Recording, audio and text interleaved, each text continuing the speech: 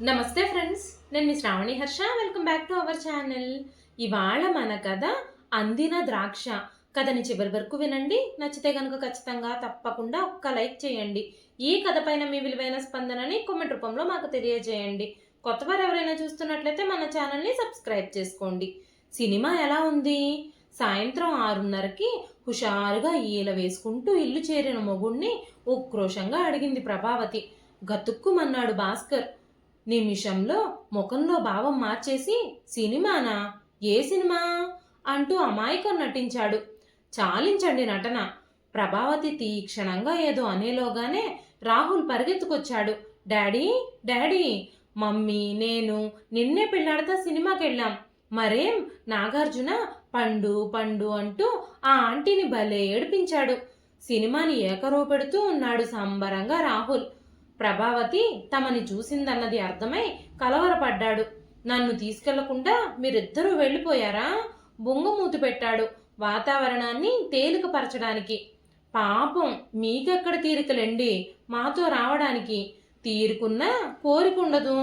ఆఫీస్లో over time చేసి అలసిపోతున్నారు. కొడుకు ముందు ఇంకేం అనకుండా తీక్షణంగా ఒక్క చూపు విసిరి వంటింట్లోకి వెళ్ళిపోయింది ప్రభావతి. కాస్త ఊపిరి పీల్చుకొని ఏం చెప్పాలా అని ఆలోచించసాగాడు భాస్కర్. రాహుల్ పడుకున్నాక ఆపేసిన సంభాషణ మళ్ళీ మొదలుపెట్టింది. మీ పక్కన కూర్చున్న అమ్మాయి ఎవరు? భాస్కర్ నిర్లక్ష్యంగా పుస్తకంలోంచి తలెత్తకుండానే, సినిమా హాల్లో ఎవరో 1,00,000 మంది కూర్చుంటారు. అందరినీ పేర్లు అడిగితే తంతారు. చాలా విట్టిగా మాట్లాడుకున్నాడు. ఆహా, అలాగా. సినిమా హాల్లో పక్కనున్న మగాడి భుజాల మీద తలవాల్చి మగాడి భుజాల చుట్టూ చేతులు వేస్తున్నా ఊరుకుంది అంటే బజారు సరుకై ఉండాలి. కాలక్షేపానికి ఎవరినన్నా తీసుకెళ్లారా? వ్యంగ్యంగా అంది. భాస్కర్ ముఖం ఎర్రబడింది. ఎవరో ఫ్రెండు సినిమా బాగుందంటే వర్క్ తొందరగా అయిపోయిందని మ్యాట్నీకి వెళ్ళాం. పక్కన ఏ ఆడదో వచ్చి కూర్చుంటే నా తప్ప? తెచ్చిపెట్టుకున్న కోపంతో దబాయించాడు. ఆహా, అలాగా. ఆ ఆడది ఎవరో? ఎగతాళిగా ఎత్తిపొడిచింది ప్రభావతి. తామిద్దరినీ చూసిందన్నది భాస్కర్కి అర్థమైపోయింది. నేనేం కలిసి వెళ్ళలేదు. ఆవిడ సినిమాకొచ్చింది. మాకు టికెట్లు దొరక్క ఆవిడ చేత కొనిపించాం. సీట్లు పక్క పక్కనొచ్చాయి. తెలివైన సంజాయిషి ఇచ్చానని గర్వంగా ఇప్పుడేమంటావు అన్నట్టు చూశాడు. టికెట్లు పక్క పక్కన వచ్చిన ఆడవాళ్లంతా పక్కనున్న మగాడి భుజాల మీదకి ఒరిగిపోతారు కాబోలు. ఇదిగో, అనవసరంగా లేనిపోని ఊహించి మాటలు అనుకో. చీకట్లో పెద్ద చూసినట్టుగా పోజులు మాను. ఒకే ఆఫీస్లో పనిచేస్తున్న వాళ్ళం. సీటు నెంబర్లు పక్కనే వస్తే మాట్లాడుకోమా? నువ్వు మీ ఆఫీస్లో మగాళ్ళతో మాట్లాడవా? పెద్ద పతివ్రతలా పోజులు పెట్టకు. మగాళ్ళతో మాట్లాడతాను, కానీ భుజాల మీద చేతులు వేయించుకోను. వాళ్ళ భుజం మీద తలా పెట్టను. ఇంతకీ నాదంతా అనుమానం, అపోహ అంటారు. అక్షరాల కోపంగా అన్నాడు. ఆహా, అలాగా. అయితే ఉండండి. ప్రభావతి లేచి బీరువాలోంచి ఒక ఉత్తరం పట్టుకొచ్చింది. ఇది చదివి చెప్పండి మీ జవాబు అంది సూటిగా నెలేస్తూ. అదో ఆకాశరామన్న ఉత్తరం.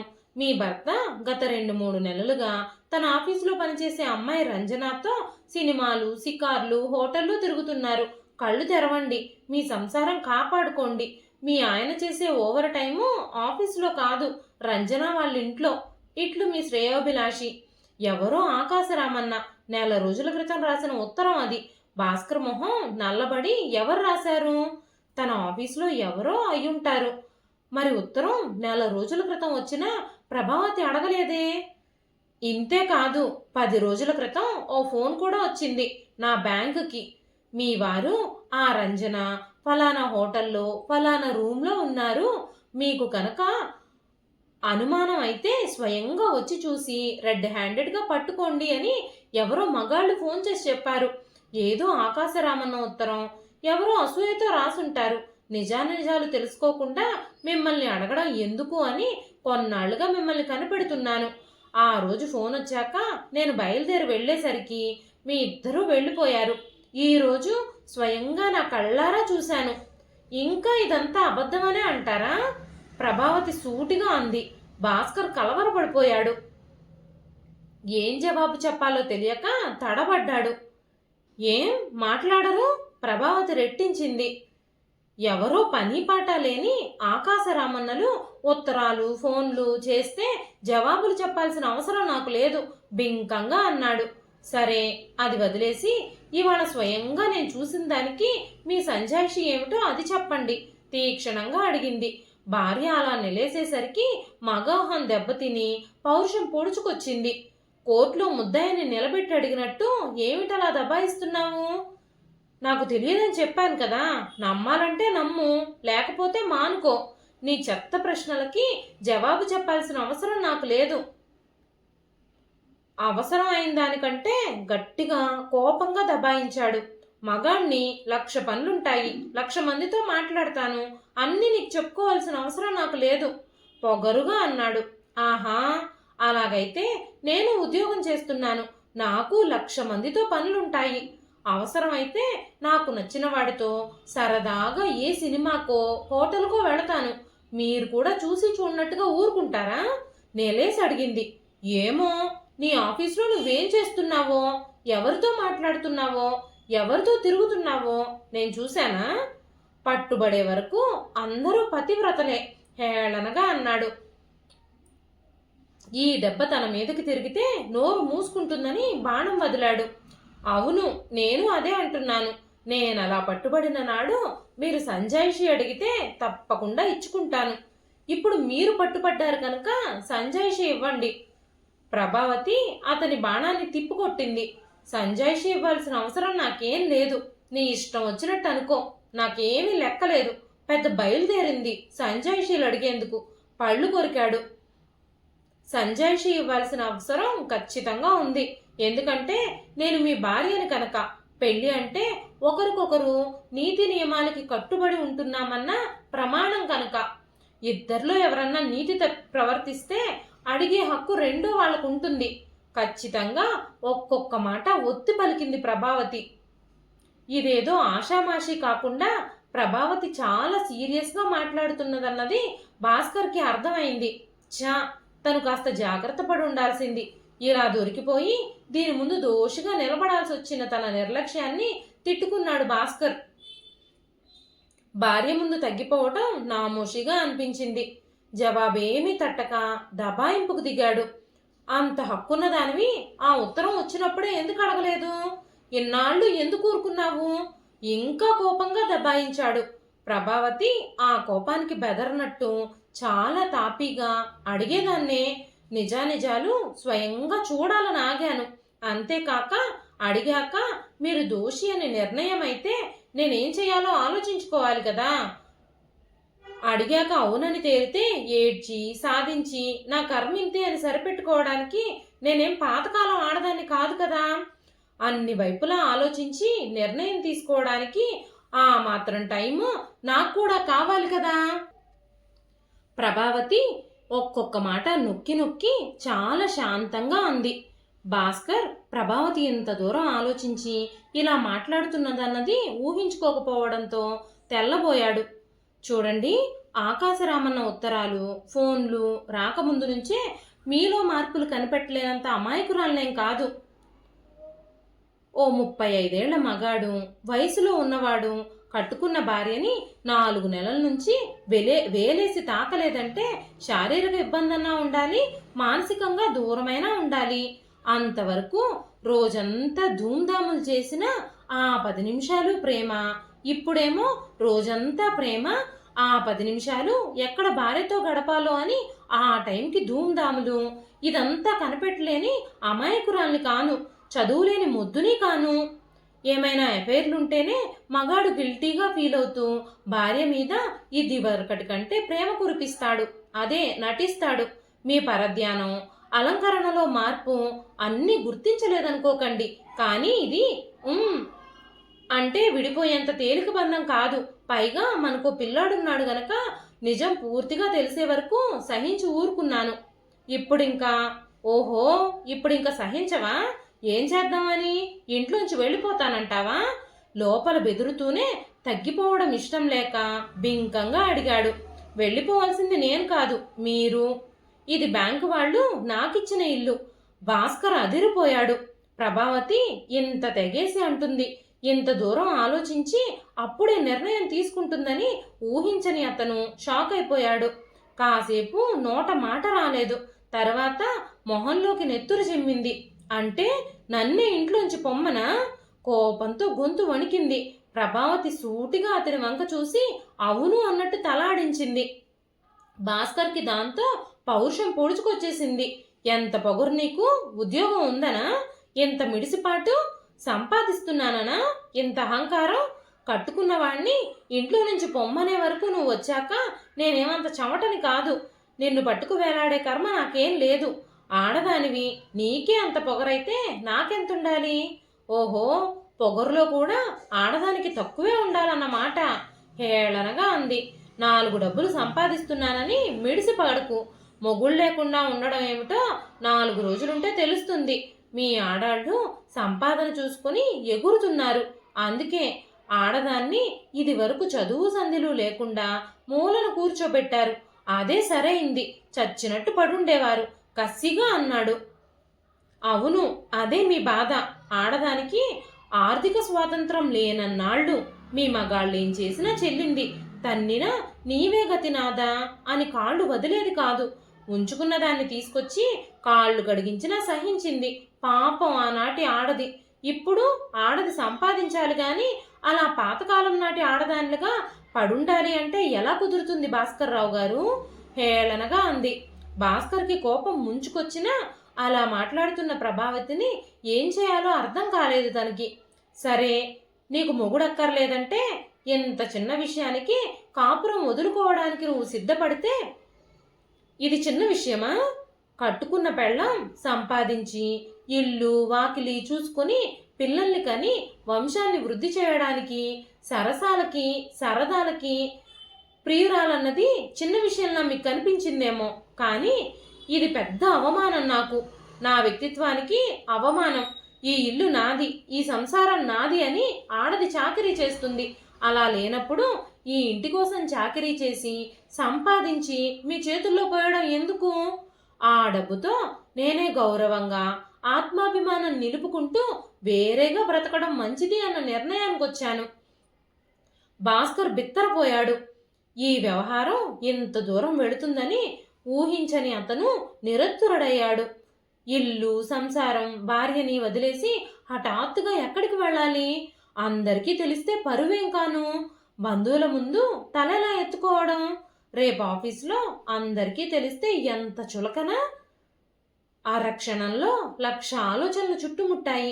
కలవరపడిపోయాడు భాస్కర్. తగ్గిపోయినట్టు కనిపించడానికి అవమానం అనిపించింది. సరే, ఆడదానివి, నీకంత నిబ్బరమైతే నాకేం? రేపే రాహుల్ని తీసుకుని వెళ్ళిపోతాను. ఈ ఇల్లు నువ్వే కట్టుకుని ఊరేగు ఉక్రోషంగా అన్నాడు. వాడి ఒంటి మీద చెయ్యి వేశారంటే మీకు మర్యాద దక్కదు. కట్టుకున్న భార్య కన్న కొడుకు ఉండగానే మరో ఆడదాంతో తిరిగే మీరు రేపు నా కొడుకుని సరిగ్గా చూస్తారని నాకు నమ్మకమేం లేదు. వాడు నా దగ్గరే ఉంటాడు. మీకు వాడు కావాలనుకుంటే కోర్టుకు ఎక్కండి. బలవంతంగా తీసుకెళ్లాలని మాత్రం ప్రయత్నిస్తే నలుగురిని పిలిచి మీ సంగతంతా చెప్తాను. పోలీసులకి కంప్లైంట్ ఇస్తాను నిర్కషగా అంది. మీ దారిన మీరు వెళ్ళి ఆ రంజనతో ఊరేగండి. ఆ నిర్లక్ష్యాన్ని భరించలేక కోపంగా చెయ్యెత్తాడు. ప్రభావతి తీక్షణంగా చూసి చెయ్యి విసిరేసింది. జాగ్రత్త, ఒంటి మీద చెయ్యి పడితే ఊరుకోను. మర్యాద దక్కించుకోండి. చూస్తా, వాణ్ణి ఎలా ఇయ్యవో చూస్తా. తండ్రిగా నా హక్కు ఏ కోర్టు కాదంటుందో చూస్తా. నీ అంతు కూడా చూస్తా. నీ పొగరணிచి నా కాళ్ళ మీద పడేసుకోకపోతే నా పేరు భాస్కరే కాదు, నీ గతి కుక్కకు కూడా పడకుండా చూస్తా. మొగుణ్ణి కాదన్నందుకు గుణపాఠం నేర్పిస్తా. ఆ రంజనిని పెళ్లాడి నీ రోగం కుదురుస్తా. చిందులు తొక్కుతూ సూట్ కేసు లాగి గబగబా పట్టలు కుక్కాడు. అప్పటికి ప్రభావతి బెదరకపోవడం చూసి కళ్ళు తాగిన కూతయ్యి పెట్టె దడాలున మూసి రేపొద్దున్నే వచ్చి ఈ సామానంతా పట్టుకుపోతా. చచ్చినా నేను ఈ ఇంట్లో ఉండను అన్నాడు. ఏ సామాను పట్టుకెళ్తారు? ఈ ఇంట్లో గిన్నెలు బొన్నెలు మంచాలవి మా వాళ్ళు ఇచ్చారు. టీవీ ఏసీ ఫ్రిడ్జు వగేరాలన్నీ నా జీతంతోనే కొన్నవి. బట్టలు తప్ప మీ వంటూ ఏమీ లేవిక్కడ. తన జీతంతో ఇంటి ఖర్చు, ప్రభావతి జీతంతో ఇంట్లోకి సామాన్లు కొన్నారు. అది ఎంత తెలివిగా తన అవసరానికి తిప్పుకుంది. తనుత్త వెధవైపోయాడు. సరే చూస్తా, కోర్టులోనే తేల్చుకుందాం. విసవిస వెళ్ళిపోయాడు. రాత్రి 10 గంటల వేళ సామానుతో వచ్చిన భాస్కర్ని చూసి రంజన తెల్లబోయింది. రంజన భాస్కర్ ఆఫీసులో పనిచేస్తూ ఓ ఇంట్లో గ్యారేజీ మీద ఉన్న రూమ్లో అద్దెకుంటుంది. రూమ్కి బయట నుంచి ఇంటి వాళ్ళ ప్రమేయం లేకుండానే వచ్చిపోయే వీలుంది. ఇదేమిటి ఇంత రాత్రి, ఈ సామానేమిటి? ఆశ్చర్యపోయింది. ముందు లోపలికి రాని, చెబుతాను. భాస్కర్ సామాన్ లోపల పెట్టి అంతా చెప్పుకొచ్చాడు. రంజన మొహం నల్లబడింది. ఆ కోతిమూతి వెంకట్రావే రాసుంటాడు. వెధవ, నేను వాడితో సరిగ్గా మాట్లాడనని కోపం వాడికి. ఇప్పుడేం చేద్దాం? అందరికీ తెలిస్తే ఆఫీస్లో ఎలా మొహం ఎత్తుకోవడం? గాబరాగా అంది. ఈ వ్యవహారం ఇంత దూరం వెళుతుందనుకోలేదు. మనం కాస్త జాగ్రత్తగా ఉండాల్సింది. ప్రభావతి ఇంత సీరియస్గా దీన్ని తీసుకుంటుందనుకోలేదు. నీవిక్కడుంటే ఏం చెప్పాలి అందరికీ? ఇంటి ఓనరు ముసలావిడ అసలే 1,00,000 ప్రశ్నలు వేస్తుంది. నిన్ను 2-3 సార్లు చూసి ఎవరమ్మా అతను వచ్చిపోతుంటాడు అని ఆరాలు తీసింది. కజిన్ బ్రదర్, ఆఫీస్ పని మీద వచ్చిపోతుంటాడు అని సర్ది చెప్పాను. రంజల మాటల్లో అతను ఇక్కడ ఉంటే వచ్చే ఇబ్బందులు, తాను వాటికి సిద్ధంగా లేదు అన్నది ధ్వనించింది. భాస్కర్ ఉక్రోషంగా చూశాడు. అయితే నీవు పొమ్మంటున్నావా? నీ పరువే నీకు ముఖ్యమా? ఇన్నాళ్ళు ఈ పరువు గుర్తు రాలేదా? ఈ గొడవంతా నీ వల్లేగా, తప్పంతా నాదే అన్నట్టుగా మాట్లాడుతున్నావు. అది కాదు భాస్కర్, ఒంటరి ఆడపిల్ల, గదిలో మగాడుంటే లోకం ఏమీ అనదా? తడబడింది. కజిన్ బ్రదర్ అన్నావుగా, ట్రాన్స్ఫర్ అయి వచ్చాడు, ఇల్లు దొరికే వరకు ఉంటాడు అని చెప్పు. ఈలోగా ఏదైనా ఏర్పాటు చేసుకుంటాను నేను. అతనికి అప్పటికి మనసులో ఏదో ఒక మూల ఆశ. ఓ వారం రోజులు ఊరుకుంటే ప్రభావతి కోపం తగ్గి ఒంటరిగా ఉంటే ఇబ్బంది తెలిసి దారికొస్తుంది అని.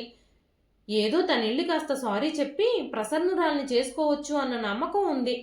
ఆ రోజు ఇద్దరూ గదిలో ఒంటరిగా ఉన్నా, రాత్రంతా గడిపే అవకాశం వచ్చినా ప్రతిసారి దొంగచాటుగా కలుసుకోవడానికి అలవాటు పడి, అవకాశం దొరకగానే మళ్ళీ అలాంటి అవకాశం రాదు అన్నట్టుగా ఒకరి పొందులో ఒకరు మైమరిచిపోయేవారు. ఆ రాత్రి అలాంటి ఛాన్స్ వచ్చినా ఒకే మంచం మీద దేహాలు దగ్గరగా ఉన్నా ఏ స్పందన లేకుండా ఎవరి పాటికి వారు ఆలోచనల్లో ఉండిపోయారు. దూరపు కొండలు నునుపు, అందని ద్రాక్ష పులుపు అన్న సామెతలు తెలిసినవే. కానీ అందిన ద్రాక్ష తీపి. ఆ తీపి 4 రోజులకే మొహం మొత్తేస్తున్నదన్నది 10 రోజుల్లోగానే అనుభవంలోకి వచ్చేసింది. అందనంత వరకు ఊరించి ఎలాగైనా అందుకోవాలన్న ఆరాటాన్ని పెంచి, అందుకోవడానికి దొంగదారులు వెతికే మనసుకి కావలసింది అందగానే ఏ థ్రిల్లు కనిపించదు. అప్పుడప్పుడు ఆరాటంగా దొరికే రుచి అడగకుండానే కళ్ళెదుట ఉండేసరికి తినబుద్ధి కాదు అన్నది ఇద్దరికీ ప్రత్యక్ష అనుభవంలోకి వచ్చేసింది. ఇద్దరి మనసులు సరిగ్గా లేవు. చూసిన వాళ్ళు ఏమంటారో, ఏం జవాబు చెప్పుకోవాలి అన్న బిడియం రంజనకి. ముందేం జరుగుతుంది? ప్రభావతి నిజంగానే నిర్ణయించుకుంటే బంధువుల ముందు తనేం చెప్పాలి? ఆఫీస్లో పరువేమవుతుంది అని భాస్కర్కి. భాస్కర్ ఎందుకైనా మంచిదని 4 రోజులు సెలవు పెట్టేశాడు. చా, ఆఫీస్లో అంతా నా వంకే చూస్తున్నట్టుగా గిల్టీగా ఫీల్ అవుతున్నాను. ఇవాళ తెలియకపోవచ్చు, 4 రోజులు పోయాక నీవిక్కడున్నావని తెలిస్తే నా మొహం అందరికీ ఎలా చూపించాలి? రంజన చిరాగ్గా అంది. వెధవలు, నీవు ఆఫీస్కి రాకపోతే నన్ను అడుగుతారేమిటి? మీకు తెలియకుండా ఉంటుందా అన్నాడు ఆ టైపిస్టు వంకర నవ్వు నవ్వి. ఇంటి ఓనర్ ముసలావిడ ఎలా చూసిందో. ఎవరమ్మాయి అతను అంటూ ఆరా తీసేసింది అప్పుడే. ఎంత కజినైనా అలా ఓ గదిలో ఇద్దరూ ఉంటే చూసిన వాళ్ళు ఏమనుకుంటారు? ఇల్లు వేగిరమే చూసుకోమని అతన్ని అంది విసుగ్గా. రంజన విసుగు చూసి అసలే చిరాగ్గా ఉన్న భాస్కర్కి కోపం వచ్చేసింది. అంతేలే, కాళ్ళ దగ్గరకొచ్చిన మగాడిని చూస్తే ఆడదానికి అలుసే. నీ కోసమే ఇదంతా జరిగింది, కానీ నువ్వు అస్సలు అర్థం చేసుకోకుండా పొమ్మని చెప్తున్నావు. ఏదన్నా రూమ్ చూసుకుని పోతాలే, లేదంటే హోటల్కైనా పోతాను. ఇప్పుడే పొమ్మంటే నిన్ను నమ్ముకొని నా పెళ్ళాం బిడ్డలకి దూరమే వచ్చినందుకు బాగానే ట్రీట్ చేస్తున్నావు. ఇన్నాళ్ళు నన్ను వెర్రి వెదవని చేసి సినిమాలకి, షికార్లకి, హోటళ్ళకి ఖర్చు పెట్టించి నీ చుట్టూ తిప్పుకున్నావు. 4 రోజులకే నీకు బరువైపోయాను. రోజు ఆఫీస్ నుంచి వస్తూనే దుమదుమలాడుతూ రంజన అంటున్న మాటలు వినగానే భాస్కర్కి చర్రున కోపం వచ్చేసింది. నాకిష్టం లేదన్నానా? అందరూ ఎలా మాట్లాడుతున్నారో చెప్పానంతే సర్దుకుంటూ అంది రంజన. రంజన, నా బట్టలన్నీ అలాగే ఉన్నాయి, ఉతికించలేదు. వచ్చిన 4వ రోజు అన్నాడు భాస్కర్. ఉతికించడానికి నాకేమీ పని మనుషులు లేరు. నీ బట్టలు నేను ఉతకడం ఏమిటి? నువ్వే ఉతుక్కోవాలి గాని నేనేమన్నా నీ పెళ్ళాన్ని అనుకున్నావా? వారం రోజులకే రంజన జవాబు. అబ్బా, పొద్దుట ఇదే వంట, రాత్రికి ఇదేనా? రాత్రికి కాస్త కూరైనా వేరే వండకూడదు? 2 పూట్ల వండడానికి నాకేమీ ఓపిక లేదు బాబు. చచ్చి చెడి ఆఫీస్ నుంచి వచ్చి మళ్ళీ ఎవరు వండుతారు? నేనెప్పుడు 2 పూట్లకి సరిపడా పొద్దున్నే వండేసుకుంటాను. నిర్లక్ష్యపు జవాబు. వేడి వేడిగా ఏ పూటకు ఆ పూట వండి పెట్టే ప్రభావతి ఉద్యోగం చేసేది మరి. చాకిరీతో అలసిపోయినా తను తినడని 2 పూట్ల వండేది. ఎప్పటికప్పుడు బట్టలు ఉతికించి ఇస్త్రీ చేయించేది. బనీను కనపడకపోయినా అరిచేవాడు భాస్కర్. ఇప్పుడు రంజనని ఏదన్నా, ఆఖరికి ఇంకో కప్పు కాఫీ అడగాలన్నా భయమే. ఇంట్లోనే ఉంటున్నావుగా, అలా బజారుకెళ్ళి కూరలన్నా తేవచ్చుగా. విసుగ్గా భాస్కర్ వైపు చూసింది రంజన. బ్యాంకు నుంచి వస్తూ ప్రభావతి కూరలు తెచ్చుకునేది. అలవాటు లేదన్న భాస్కర్ని చూరచూరా చూసింది రంజన.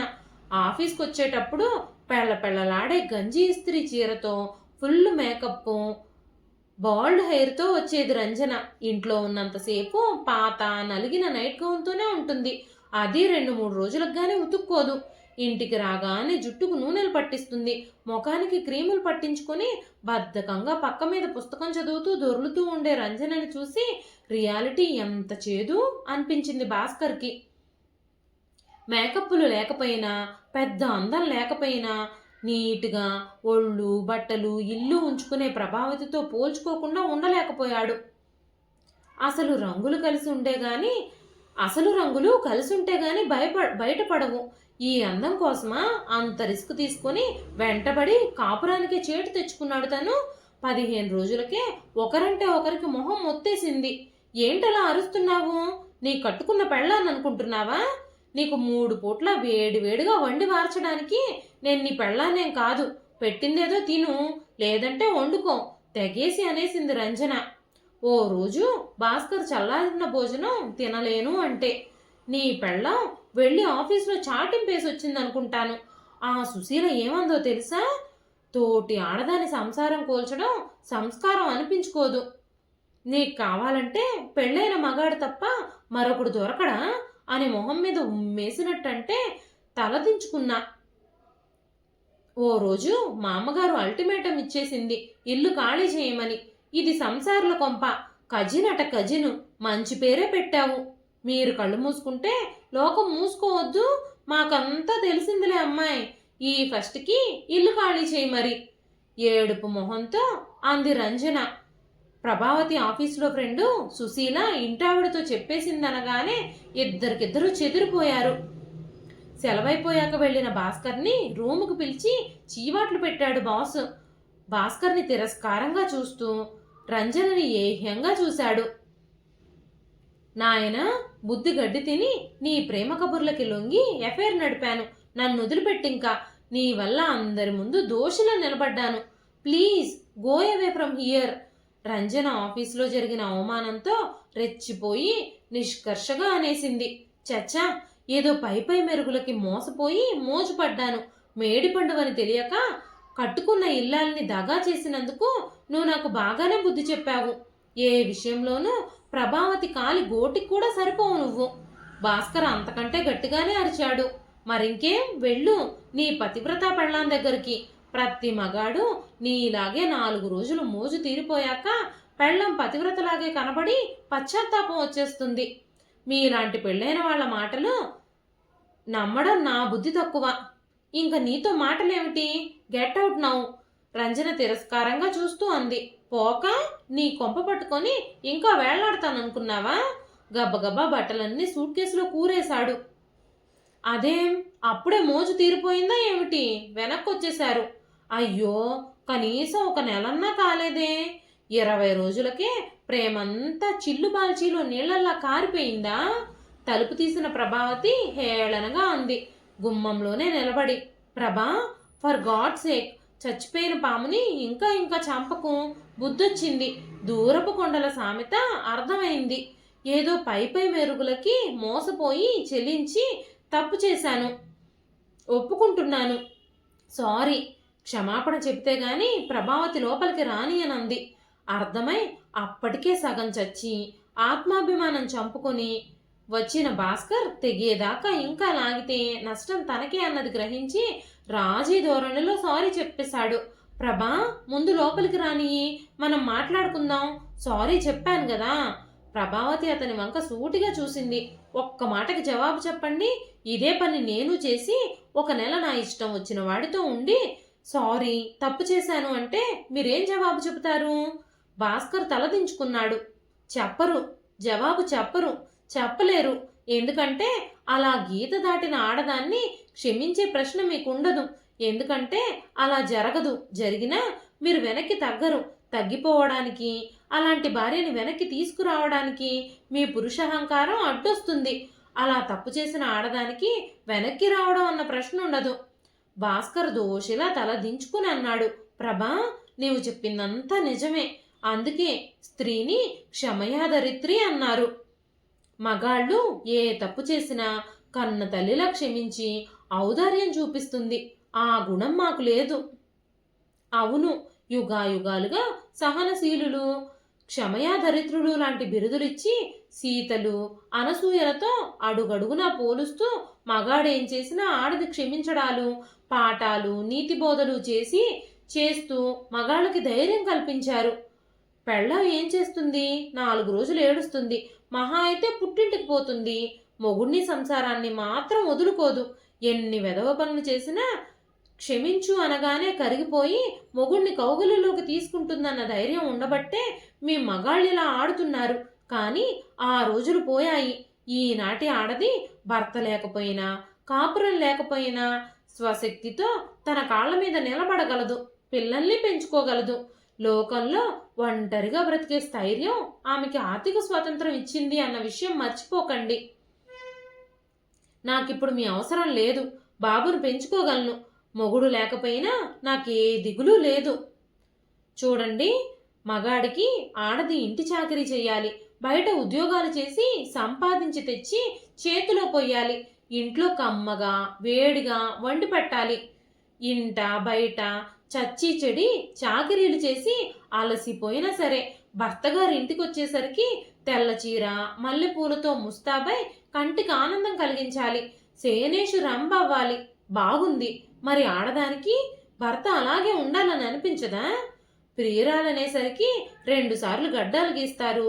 స్నానాలు, పళ్ళు తోముకోవడాలు, సెంట్లు పూసుకోవడాలు ఇవన్నీ చేసే మొగుడు పెళ్ళాం అనేసరికి జిడ్డు మొహం, చెమట కంపు, నోరు కంపు, కుళ్ళు లుంగితో పక్క మీదకి వచ్చేస్తాడేం?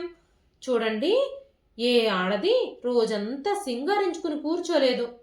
అందులోనూ ఈ ఉరుకుల పరుగుల జీవితంలో అస్సలు కుదరదు. అంత మాత్రానికి ఇల్లాళ్ళు హిడింబిల్లా, ప్రియురాళ్ళు ఊర్వశుల్లా కనపడతారా? ఆ ఆకర్షణకి లొంగిపోయి పరాయి ఆడదాని వెంటపడే మీ మగ మనస్తత్వం ఈ తరం ఆడది సహించదు. ప్రభా, ఇల్లు, భార్య, సంసారం, పిల్లలు అన్న పదాలకి అర్థం బాగా అర్థమైంది. ఇంట్లో భార్య ఎంత బాగా దోశలు చేసినా హోటల్ దోశ రుచి రాదన్నట్టు అప్పుడప్పుడు హోటల్కి వెళ్ళి కక్కుర్తి పడతారు. ఇది అంతే. పొరుగింటి పుల్లకూర రుచి. అవును, హోటళ్ళకి వెళ్ళి దోశ తినడం లాంటిదే ఇదీను. కాస్త రొటీన్ నుంచి పెళ్ళం విసుగనిపించినప్పుడు 4 రోజులు థ్రిల్లు కావాలి మీకు. మంచిదే. మేము అలాంటి మనుషులమే కదా. మాకు జిహ్వ చాపల్యం ఉండదా? హోటళ్లకు వెళ్ళి దోశలు తినాలనిపించదా? ప్రభావతి హేళనగా అంది. భాస్కర్ నిస్సహాయంగా చూశాడు. ప్రభా, నేనింకేమీ చెప్పను. తప్పు చేశానని ఒప్పుకుంటున్నాను. క్షమాపణ కోరాను.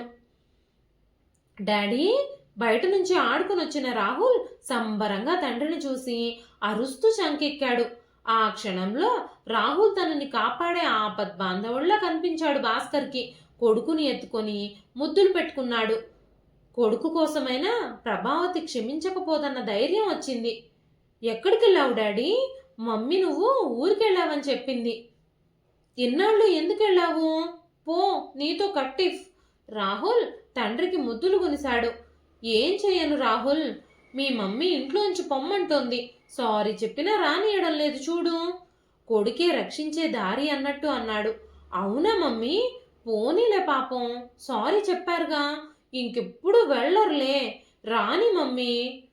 హూ, మీకు కొడుకుండబట్టి బతికిపోయారు. పిల్లాడికి తండ్రి ప్రేమ ఆదరణ కూడా కావాలి. వాడు తండ్రి లేడని బాధపడకూడదు. వాడికి తండ్రి ప్రేమ కరువు చేసే అధికారం నాకు లేదు. వాడిని కన్న పాపానికి మీ పాపాన్ని భరించాలి. రేపు వాడు పెద్దాడై నన్ను దోషిలా చూడకూడదని లోపలికి రానిస్తున్నాను.